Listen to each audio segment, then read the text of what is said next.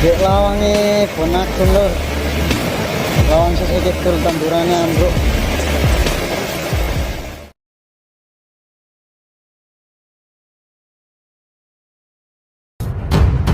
Info angin kencang di Pasuruan, Jawa Timur. Hujan deras dan angin kencang telah menerjang kota Pasuruan Minggu, tanggal 26 Desember tahun 2021. Akibat angin kencang tersebut beberapa bangunan dan pohon tumbang diterjang. Salah satunya ruang kelas di SMA 2 Pasuruan hancur tertimpa pohon beringin, Minggu, tanggal 26 Desember tahun 2021. Tidak ada korban jiwa dalam peristiwa ini.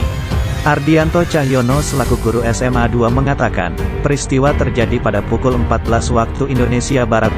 Pohon beringin besar tersebut berdiri tepat di depan sisi selatan ruang kelas. Pohon yang berusia 40 tahun itu kemudian tumbang ke arah utara dan menimpa ruang kelas. Bangunan kelas itu pun hancur. Puing-puing bangunan berserakan.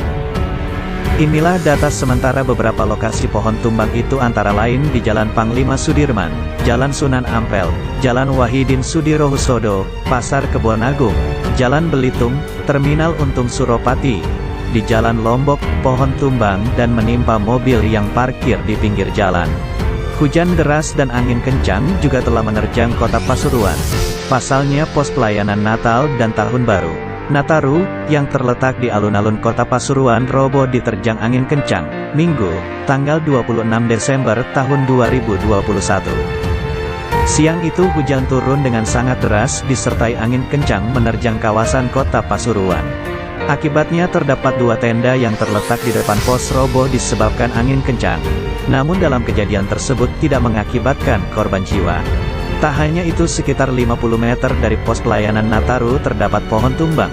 Pohon yang tumbang ini menimpa pengendara becak beserta penumpangnya.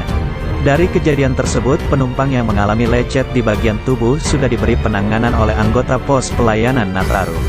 Demikian info angin kencang di Pasuruan, Jawa Timur.